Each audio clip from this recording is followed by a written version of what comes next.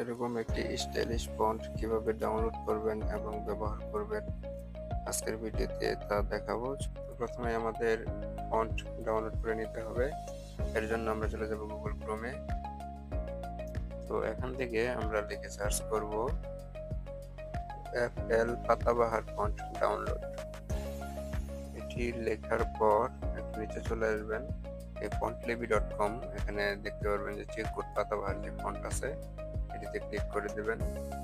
দেওয়ার পর font open হবে, আপনারা দেখতে পাবেন এরকম। তো এখান থেকে একটু নিচে আসতে হবে, এই ডাউনলোড যে বাটন আছে এটিতে ক্লিক করে দেবেন। তো ডাউনলোড বাটনে ক্লিক করার পর এখানে আমাদের 15 সেকেন্ড সময় নেবে ডাউনলোড করার জন্য। সো এতক্ষণ আমাদের ওয়েট করতে হবে।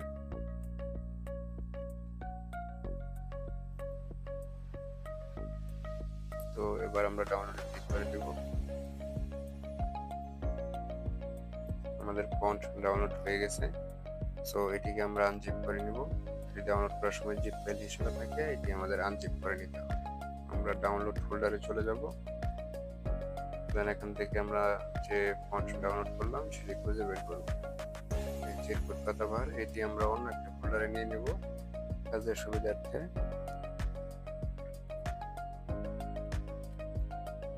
নতুন একটি ফোল্ডার ক্রিয়েট করে নিচ্ছি।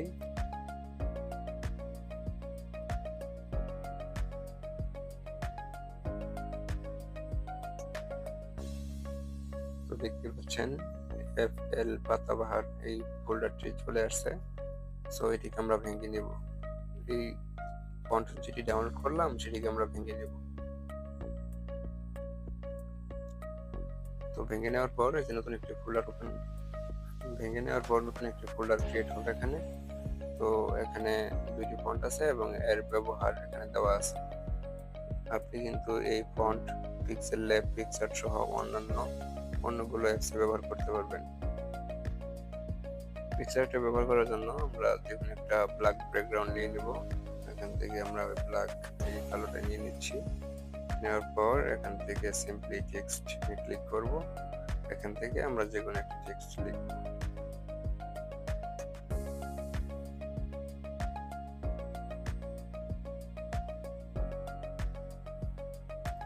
আমরা এই টেক্সট এটি লিখলাম। তো এটি চলে আসার পর এখান থেকে ফন্ট ক্লিক করার পর সি অল এটি ক্লিক করব। দেন এখান থেকে মাই ফন্টে ক্লিক করব। এখান থেকে অ্যাড নিউ ফন্ট